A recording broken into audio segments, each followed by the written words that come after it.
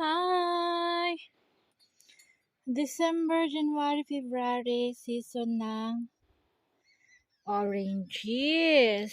Walang kumakain kasi malamig. Hayaan lang yan dyan. Nangalaglag, bato-bato ng mga bata. Hello, mga sis! Almusal, ang tanghalian. 1 o'clock ng tanghali dito sa Pakistan. Shout out, ang ganda ng panahon, may init. Nagbibilad ako dito sa rooftop ng kapitbahay.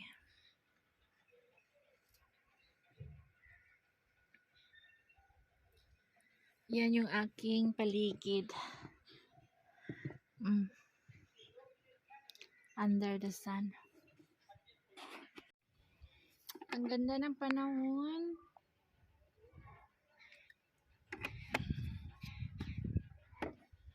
Pag ganito, masarap mag-sunbathing dito sa rooftop.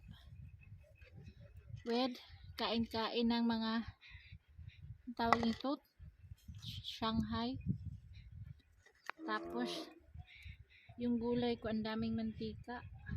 Tapon natin.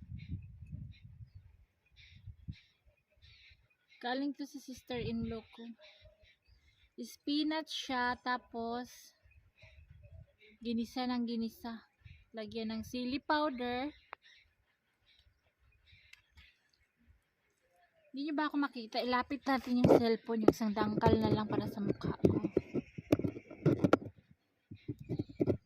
Ayan.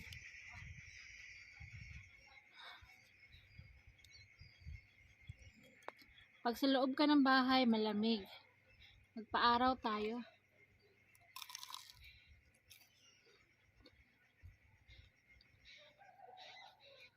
Kain.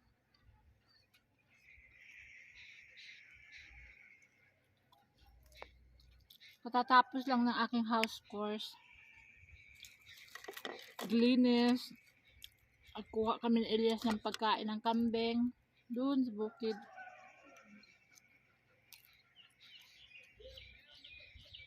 Nagluto na ako ng pagkain ng mga bata para pagdating, kain na lang.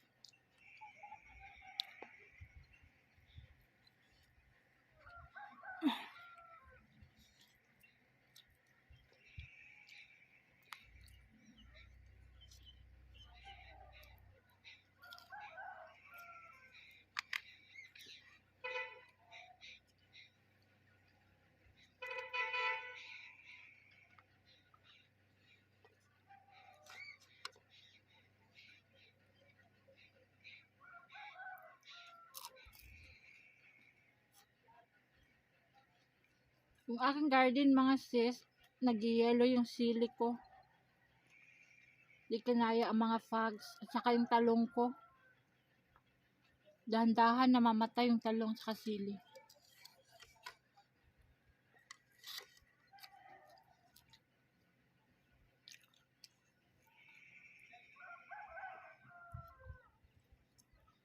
Pag puro dahon yung tanim namin, ganito din ang ulam namin, yung sister-in-law ko.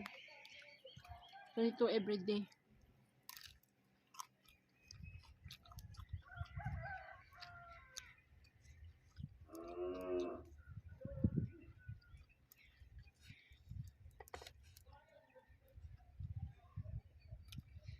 Kasi pag winter, ang vegetable is almost leafy vegetable. Pag winter ang season.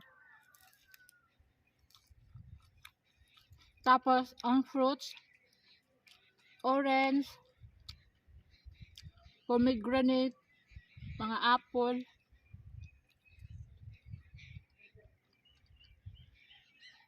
grapes. Yan pag winter. Kapag tag-init,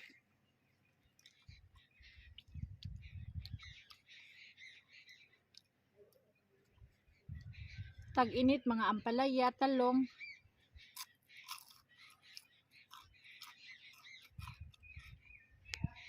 Yung mga hindi dahon-dahon.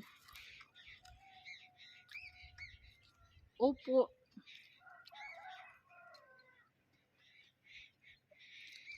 Ang fruit season pag tag-init is mangga. Number 1, mangga. Watermelon.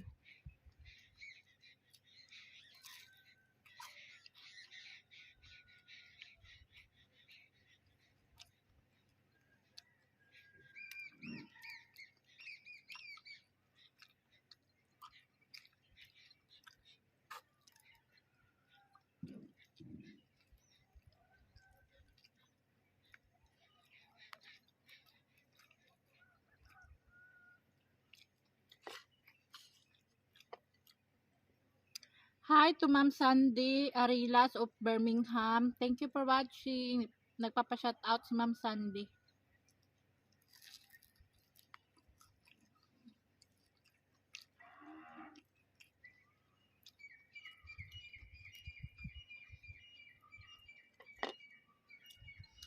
Mga sis, ask ko lang sa inyo.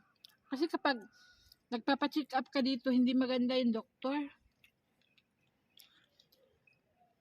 Dito sa bukid namin, sasabihin lang na okay, no problem, no problem.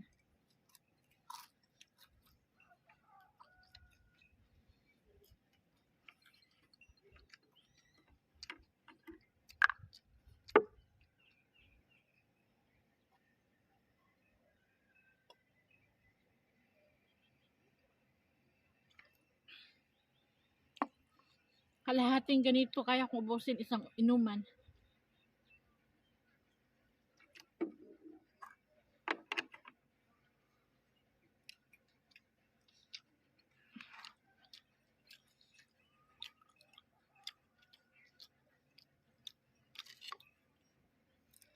Pag nagpapacheck ako dito sugar, 220 sasabihin ng doktor. It's normal, no problem. Pero sa atin, katakot-takot na ano na yun ng doktor. Mataas ang sugar mo, misis. Dito wala.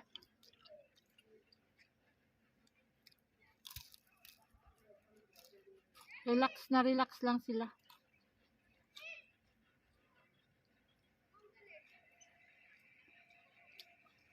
Si Myra, tsaka si Elias, alam nyo, same sila ng same sila ng nararamdaman. May isang sakit si Elias na same kay Myra.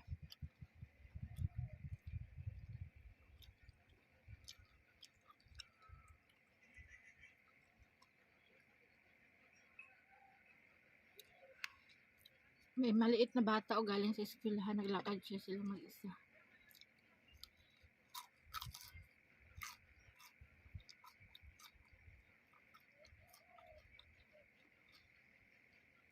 Excuse ako kumakain ha, si Elias,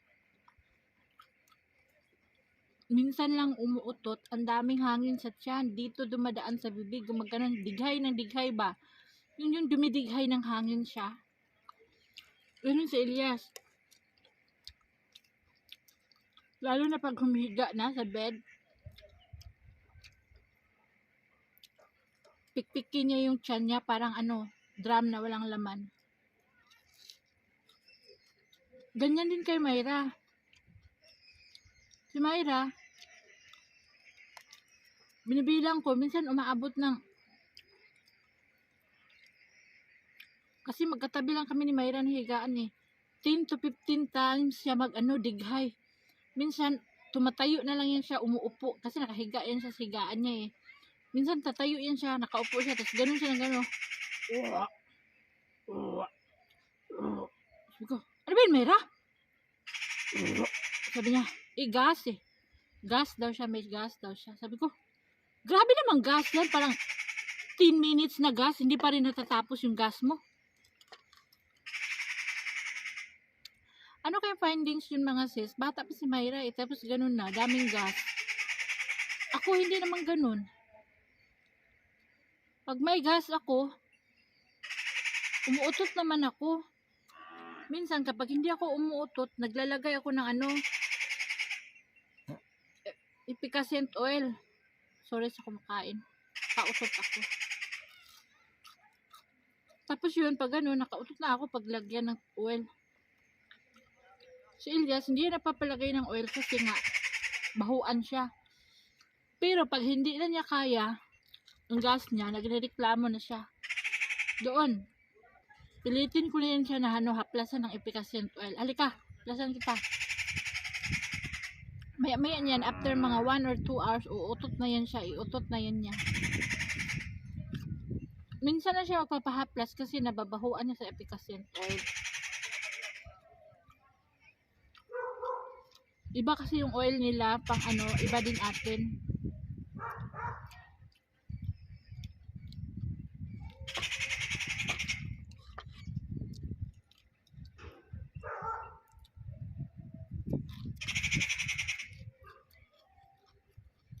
Kaya yun ang tanong ko. Lagi talaga si Myra. Matagal na to kay Myra. Laging dumidighay si Myra ng hangin. So, kunti lang naman kinakain niya.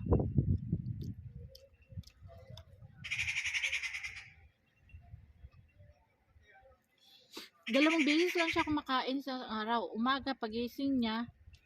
At saka pag uwi niya yan, mga 5 o'clock, saka na siya kakain. Whole day yung school niya ngayon. Tapos pagdating sa bahay, meron pa siyang tutor. Mga 30 minutes. Mga alas 6. Minsan nagrereklamo siya kasi kakarating lang niya. Hindi pa siya kumakain. Andyan na naman yung tutor niya na ano, parang Islamic na ano, language or religion.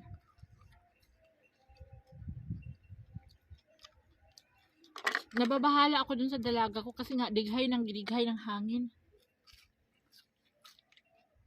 Wala naman siyang kinakain.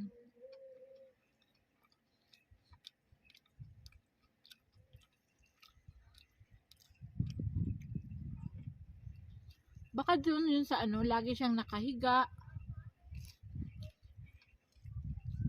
Hindi kaya yung ganun mga sis. Kahit lagi nakahiga naman siya pag galing sa school. Whole day sa school. Tapos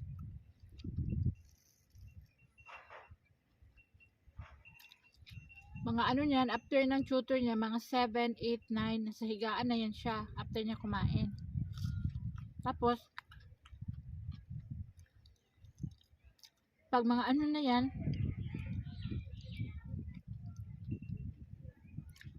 10, 9 or 10 or 11, ayun na siya, dighay na siya ng dighay. Oh. Minsan pag hindi niya kinakaya, tatayo yan siya, uupo. Tsaka dinig ko, sabi ko, ano ba yung anak ko, para namang tiguwang, bata-bata pa. Sabi ko,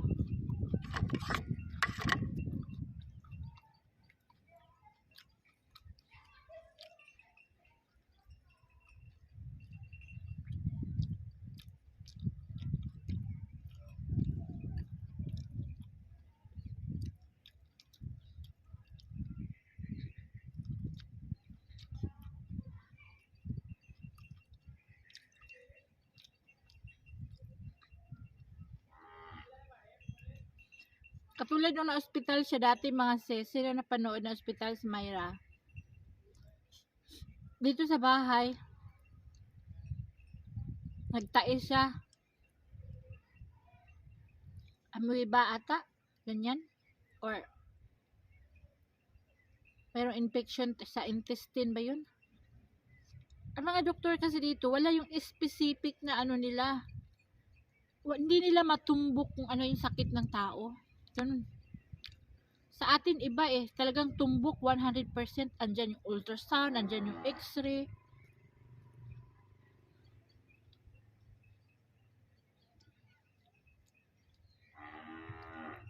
Dito, parang nanghuhula lang sila ng sakit. Danas na danas ko kasi ako, nagpapacheck up ako dati.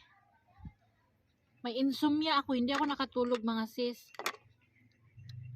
Hindi alam ng doktor ang insomnia ha, dito sa bukid namin. Ingko, nayati na. Anong klaseng ano to, hospital, hindi man alam ng doktor yung insomnia. Nainis talaga ako, imbis na humingi ka ng gamot, pampaano, relax. Kasi yung insomnia ko, matagal na to sa Philippines pa. Mga 10 years na ata. So yun, hindi nila alam ang insomnia, hindi ako binigyan ng gamot.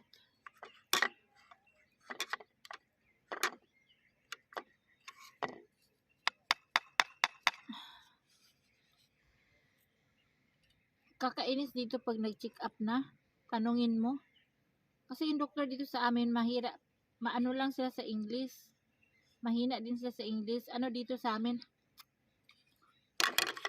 Plain ordo talaga sila.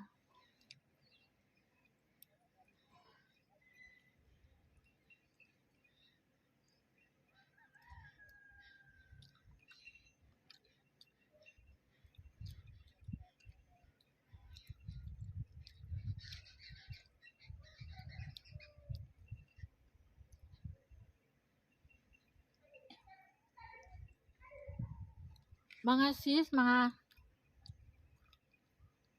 akin mga silent viewers, mga brother, ano kayang sakit ni Myra? Daming hangin sa tiyan niya. Ang liit-liit naman niya.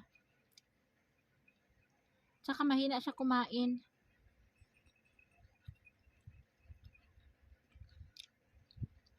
Hindi tulad sa aking sami, lahat ng ihain mo dyan kakainin. Si Myra, tamili sa pagkain.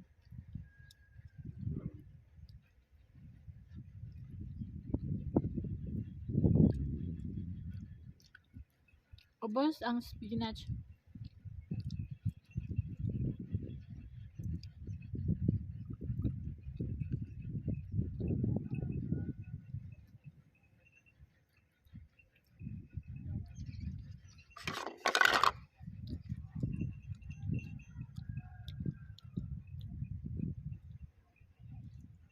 Please comment mga sis.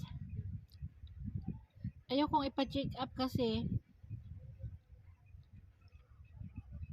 kapag ipa-check up mo, ang style dito sa amin, resitahan ka ng maraming gamot. Tapos hindi naman alam kung anong sakit. Hindi naman hindi ano ba? Hindi nila alam kung anong tawag ng sakit. Tapos ang daming resita, ganyan. Ibata pa. Painumin mo ng maraming gamot. Sira ang kidney. Diba?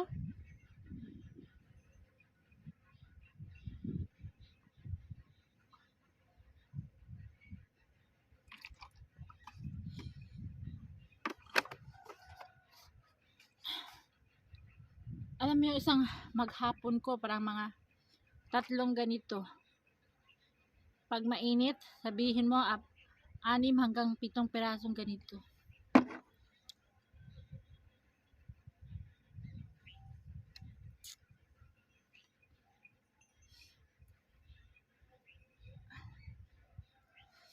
Ayun.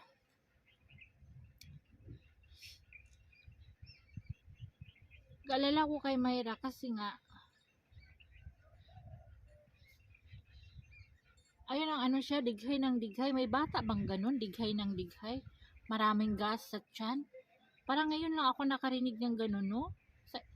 Sa tingin nyo? Comment kung may naka-experience kayo ng ganito. Dighay siya ng dighay. Sa gabi, umaabot ng mga, binibilang ko talaga, 10 to 15 times.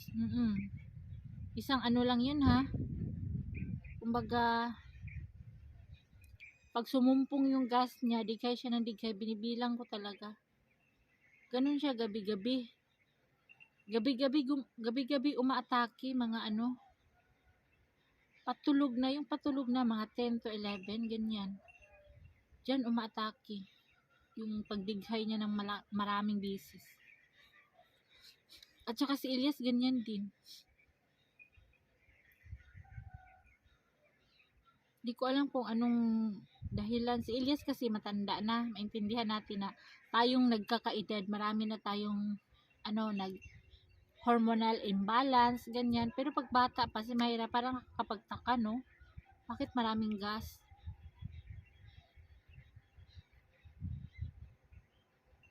So, yun lang mga sis. Thank you for watching. Salamat. Hi kay Ma'am Didi ng Siargao. Magbigay sana siya ng 500 kay Myra sa Philippines. Sabi ko, Madam, napaka kind-hearted mo naman. Ganda na yung kalooban.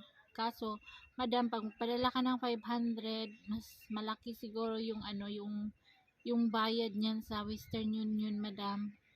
Save mo na lang, saka na lang pag makauwi kami ni Myra. In God's perfect time, Madam. Sabi ko sa kanya. Yung gano'n, no, yung pagtulong, wala yan sa laki o sa liit ng pagtulong. Ang importante, bukal sa puso, di ba? Galing sa puso. So, yun. Tomorrow naman, chance topic tayo tomorrow bukas. Maganda yung topic natin bukas, mga sis. Abangan. Thank you for watching. Bye. God bless. Subscribe our YouTube channel, Rosana Ilyas.